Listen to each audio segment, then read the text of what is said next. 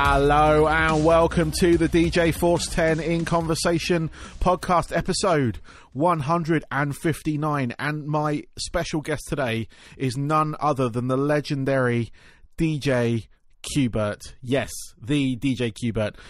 How this interview came about was completely bizarre and like lightning fast. I put out some feelers like I've been doing to various DJs, and QBert came back to me very quickly, and we exchanged numbers and we started texting, and then within about an hour of talking via text, we were actually speaking, which was amazing, and I managed to capture obviously the conversation as part of an interview type thing. But yeah, it was one of those like kind of spur of the moment. I was perfectly frank with you. I was totally unprepared. I had no notes. I usually have show notes for these sort of things, and didn't have anything. So it was kind of just like off the cuff.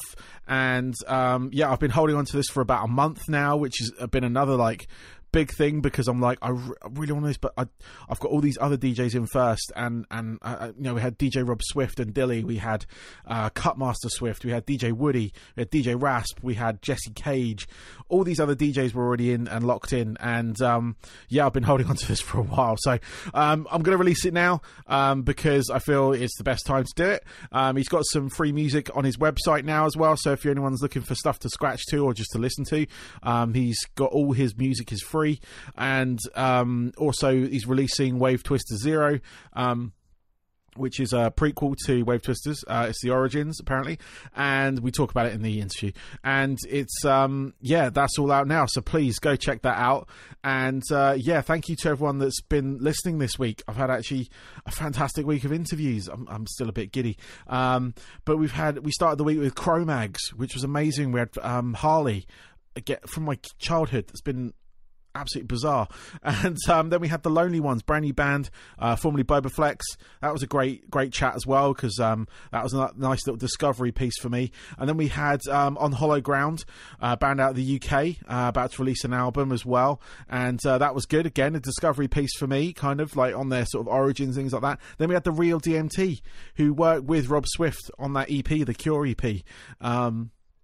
which is great. And then today you got DJ QBert. I mean, absolutely fantastic. And I've got some really exciting DJs coming up as well. Like I said, I put out a bunch of feelers to some DJs I really wanted to speak to, and I actually heard back from ones that I didn't think I'd hear back from. So QBert was one of them, Rob Swift was another one, and I got another one yesterday that I heard back from, and I'm super excited for that one. That's coming in July. And then I've got another interview next week with another DMC scratch DJ, and yeah, we're just rolling with this. I'm loving it. I should have done this a long time ago. But yeah, if there's any DJs you want me to try and speak to, let me know. I'll see if I can put out the feelers and see if they're interested. Looking more in the club DJ field at the moment, just waiting to sort of secure things down with a couple people. But yeah, thank you for this week, guys. I hope you had a good one. This is actually going to be my, I would say the last on the quarantine podcasts, if you will, and for now, and we're going to sort of go to a sort of, like I say, a more regular basis, what I said on the previous podcast, on a sort of weekly, bi-weekly basis, I think, after this. But it's been absolutely mind-boggling, a lot of this. I think I've done over 55 interviews, I think it is, since lockdown started, and released as well now, and yeah, it's been absolutely brilliant. I've been loving doing this, sort of just providing content generally and talking to all these people. It's been amazing. But yeah, I'm gonna tally it up and do a proper little thing on my socials, just to sort of sum it all up, I think, on that front. But without much further ado, I know what you're here for. You're not here to hear me ramble and fap over it. Well, you're going to hear me fap in a minute because I'm speaking to QBert. But this is DJ QBert. Enjoy.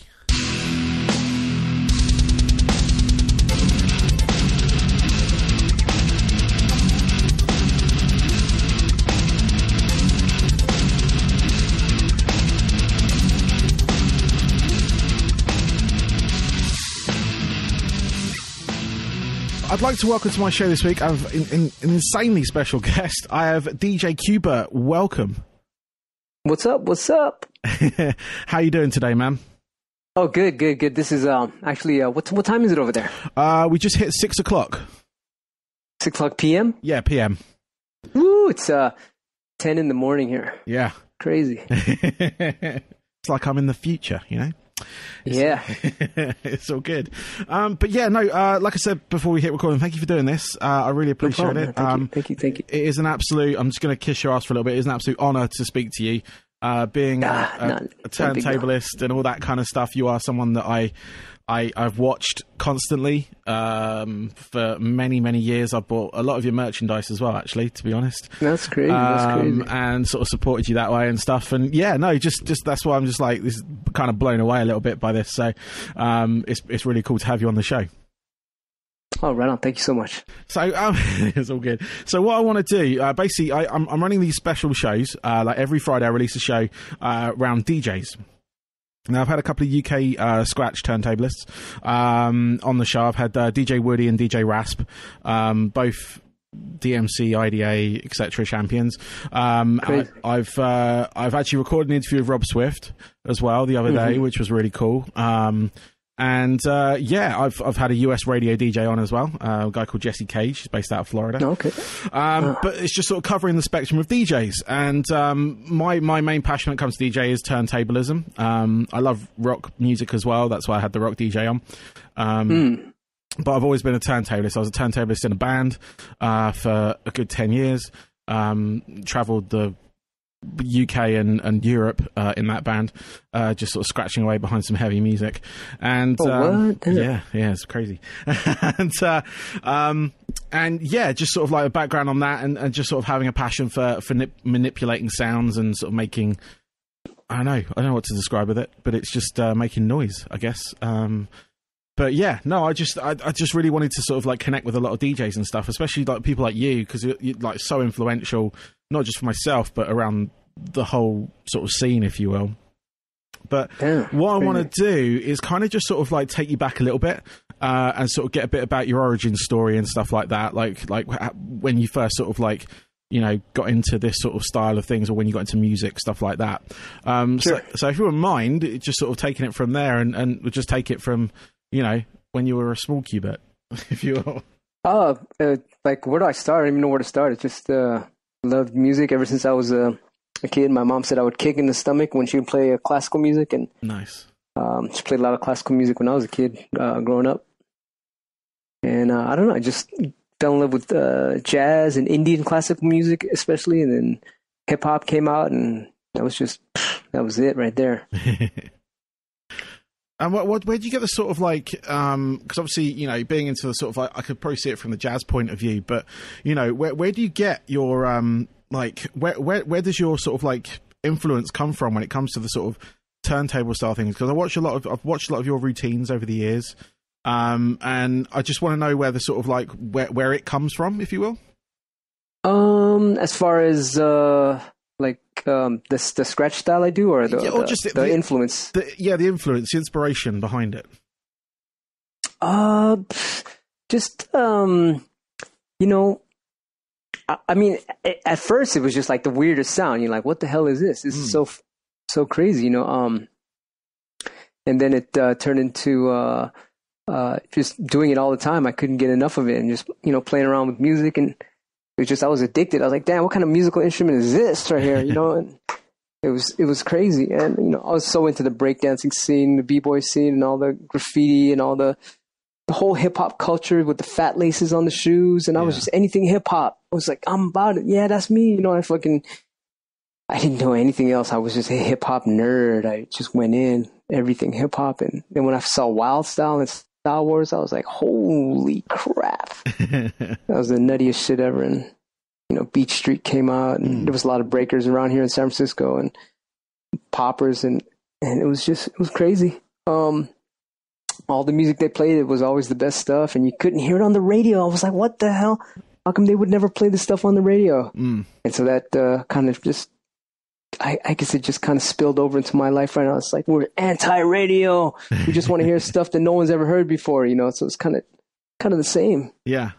Yeah, no, I definitely get that. I love that sort of because I DJ I do rock clubs and stuff in the UK, so I do play out quite often, and I always like, you know, because we don't get that kind of music on the radio here. I know I lived in the States for a little bit, and there's like dedicated rock stations for that on FM frequency, AM whatever frequency you want to listen to.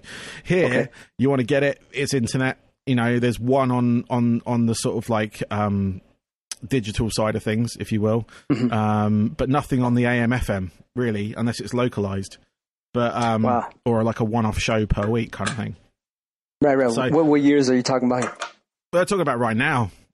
Oh, even right now? Yeah. That's true. It is true, yeah. Yeah. I mean, right now, the radio, it's just your sort of like your standard club music, you know, of top 40. So, you know, you just sort of, you know, you can grin and bear it. That. You know, I'd rather listen to talk radio than the music radio, unfortunately. Oh, yeah. Definitely. I'd rather listen to something I can learn on YouTube rather than what's on the radio. Yeah, exactly. So, I mean, I DJ for an internet-based station, like rock, metal music and stuff like that. So I get to flex that muscle on the radio, if you will. But yeah, no, I love that thing. It's stuff you just don't hear. And that's sort of stuff that I really kind of gravitate to, and like, you know, that's what I love about rock music generally. It's quite obscure here still, you know. You get your sort of big bands, which you get everywhere, you know, your Slipknots, your Iron Maidens, your whatnot, your Metallicas and stuff, but but yeah, you know, it's just like any of the sort of like newer stuff or stuff that kind of just sort of does well on, I guess, playlists now is the new thing. So, you know, but yeah, no, that's really cool. So what, over the sort of years you've been doing this, because you've been doing this, actually, I don't know how long you've been a turntablist for. 1985. 1985. Wow, I was only 5 at that point. So you were, how old were you at that point? I was 15 years old when I first started scratching. Okay. And who got you into the scratching side of things?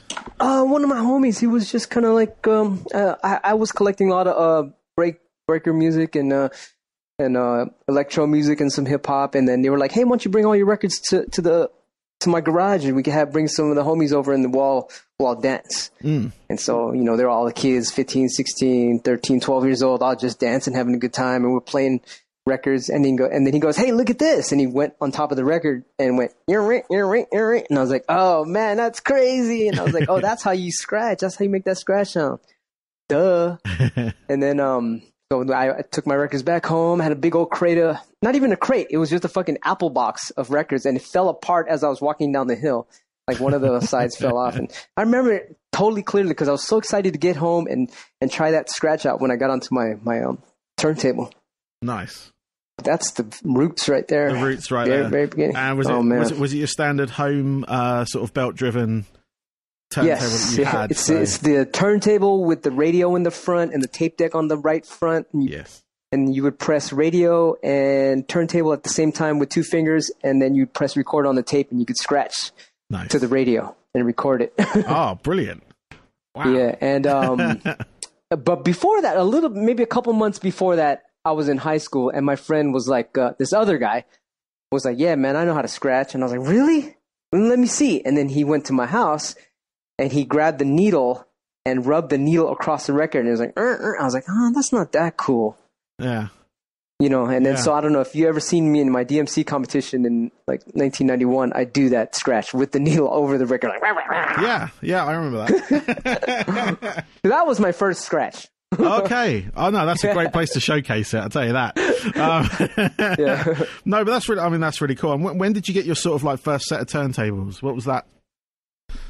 First set of turntables. When the fuck was this? Maybe a few months, maybe a year.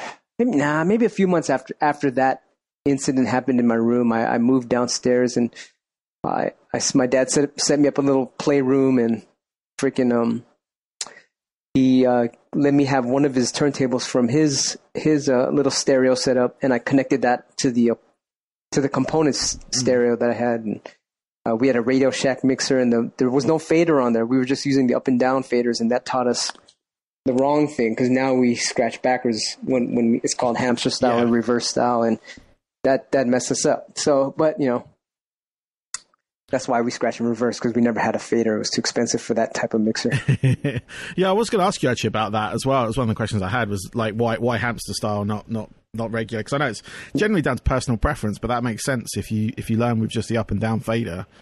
Same movements. Yeah. If you twist your arm to the left, it's the same movements. Yeah, no, that makes perfect sense. That's crazy. That's crazy. I never even thought terrible. I must have been spoiled. I had a crossfader on my first turntable. So. Oh, good. Yeah, that's awesome. Yeah, because when I juggle, I juggle normal, but I scratch reverse, so I have to keep switching the freaking thing. So nowadays, I'm learning how to scratch normal now. Okay. Damn, I should have did that before, but I was going to say that must be quite. I mean, back when you actually had the hamster switch, like the physical switch, kind of like separate from the turntables as well.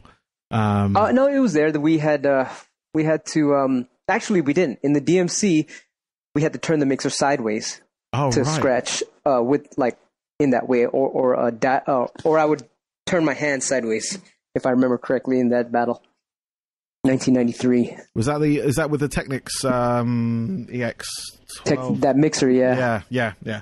I've got one of those somewhere on my wall. Technics mixer, gosh. It might have been a Mellows mixer. It was I think it was right before the I think it was right before the really difficult Technics mixer. Yeah. Yeah. Cool. No, I mean that's amazing. Like you had the sort of like impetus to actually like change stuff up to actually make it work for you as well, which, you know, like I said, I was a bit spoiled because obviously I came into it a little bit later than you, so a lot of the stuff was kind of like, hello, can you hear me? Yeah, now I can hear you. Okay, cool. Was it impetus? Yeah, I said impetus, yes. Yeah, what does that word even mean? The instinct okay. to do it. It's just a word I guess it's a British word. But like the sort of like know how to do it, if you will. And no, I was just like I said, I came into it. Obviously, I'm at your point of starting. I was 5, so I got into it when I started DJing actually around about 11, 12 years old. So my brother had like a mobile disco unit. You know, you do kids' parties, weddings, all that kind of stuff. No scratching there because the turntables we had were like literally on springs, like bouncing around. Yeah, as much as I tried. But no, I was just like having that kind of like know-how and everything from there. You kind of obviously showed that engineering, if you will, to kind of like evolve with any kind of setup. Gotta like blend in with water, like water. Yeah, no, exactly. And that's kind of gone into what you do now, with a lot of the stuff that you do or have done in the past with like developing mixers and you got the Photon fader at the moment. Yes, sold out. Sorry about that. We should be getting. We're trying to make some more, but the whole COVID stuff has slowed down the process. But we're definitely gonna make more of those, and we're also gonna make the mixer. It's called the Invader Mixer with the computer in it, so that's also on its way too. So cool. I was going to ask you about the Invader Mixer because that was something that I looked at a while when you had the prototype out. I was like, oh, that's really good.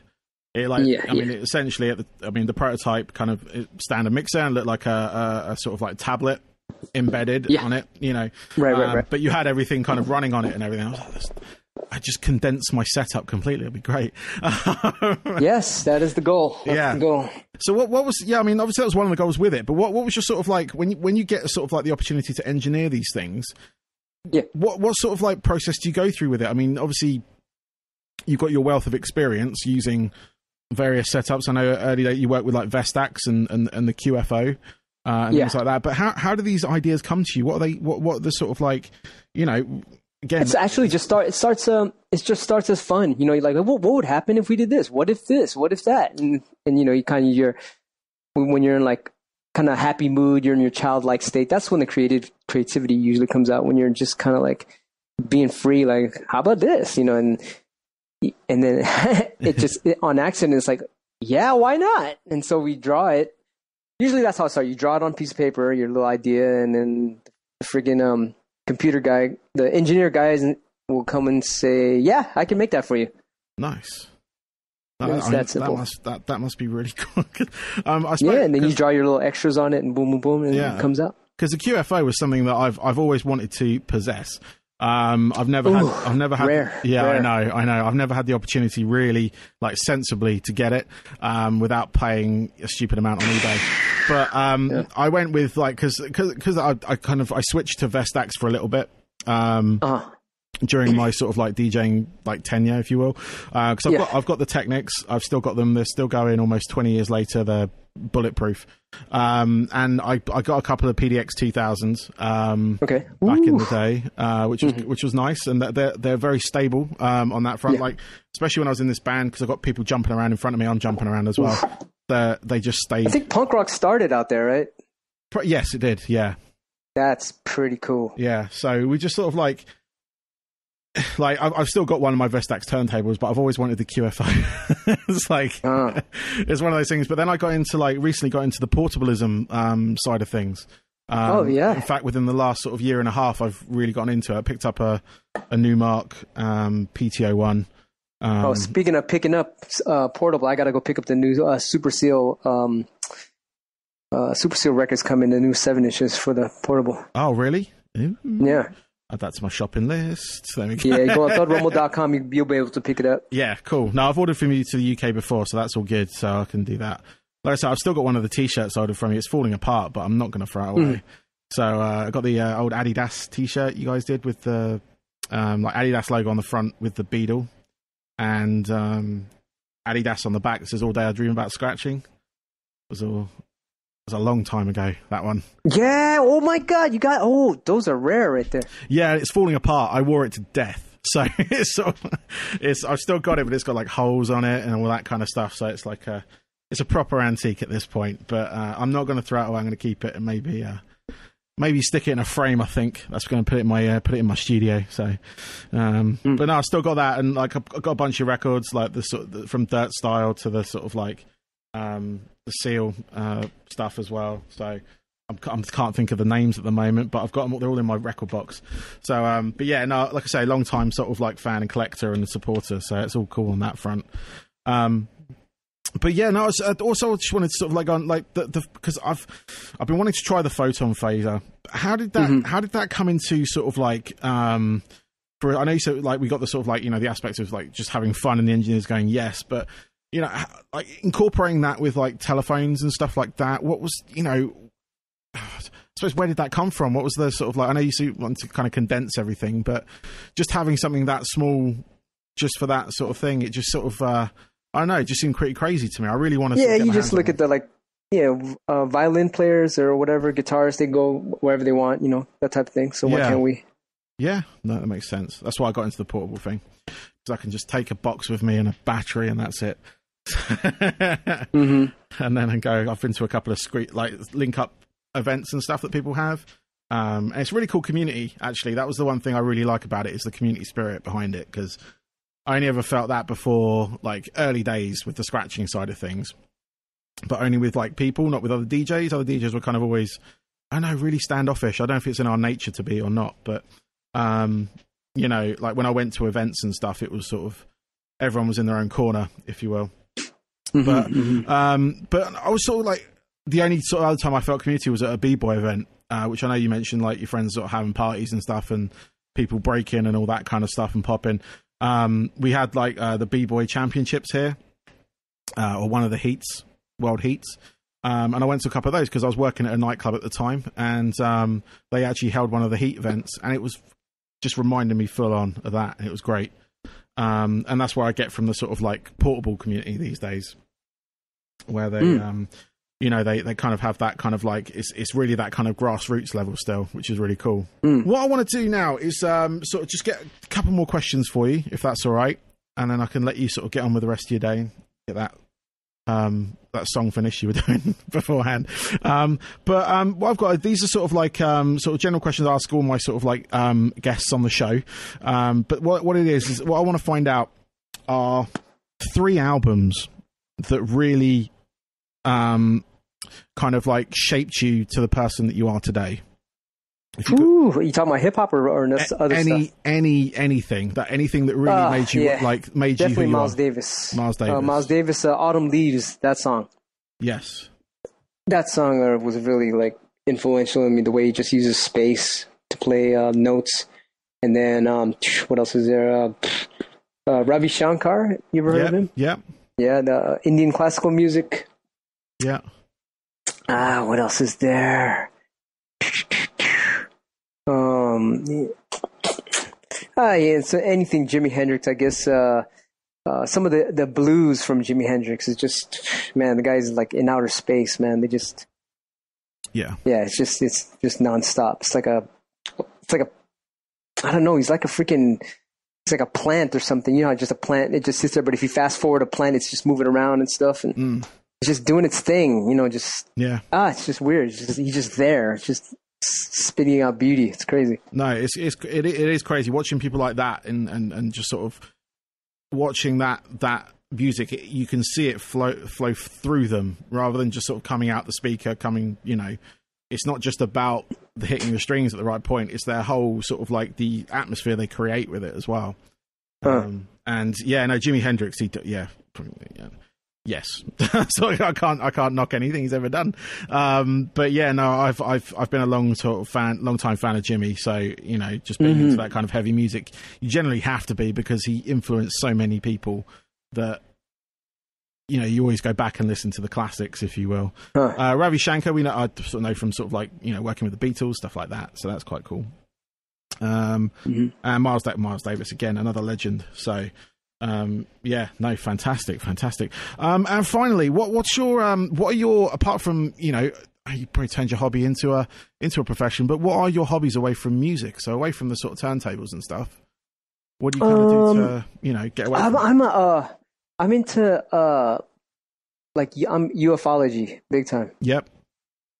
Ufology and stuff that's that has like how like how the world is kind of like a lot of like let's say like the powers that are trying to control human population, how they hypnotize people, that type of stuff. Yeah, I'm into that. It's like it's really crazy how they're messing up the people and they treat us like cattle. You know, and there's free energy out there that people could have, and they're hiding it from us, and I don't think that's cool. No, yeah, exactly. I mean, especially kind of like in the situation we are in right now, there's a lot of control happening. Obviously in the States it's kind of gone up a notch as well with what happened with is it George Furlong? I can't remember. I should really know the name. But the gentleman that got stepped on by yeah. And then the aftermath of that, of people protesting and stuff like that, and that kind of getting you know, hyper, you know, and you can see these things sort of come in and moments of sort of like trigger points. You know, when you look back on it, you can see the sort of like, it's called a problem reaction solution. Like they'll create a problem, and then they'll get the reaction, and they come in with the solution that's not even cool for us. no, as long as it lines the pockets of those or control of the cattle. Yeah, exactly. No, I mean that's a rabbit hole to sort of go down, but I think we'll leave that for another day. But yeah, no, I totally get on that front, and just sort of like, you know, just sort of like the way things are going down at the moment, it's all strange. I've never been in this sort of situation before, so it's kind of like, you know, you've got to keep an eye out for what is hiding behind the news, if you will. So what distractions are happening and things like that to kind of, you know, keep you entertained, if you will, to consume various products and stuff. So cool. Well, QBert, that's all I got for you, man. Is there anything you wanted to sort of like promote or plug or anything while we're here? Just look out for the new album.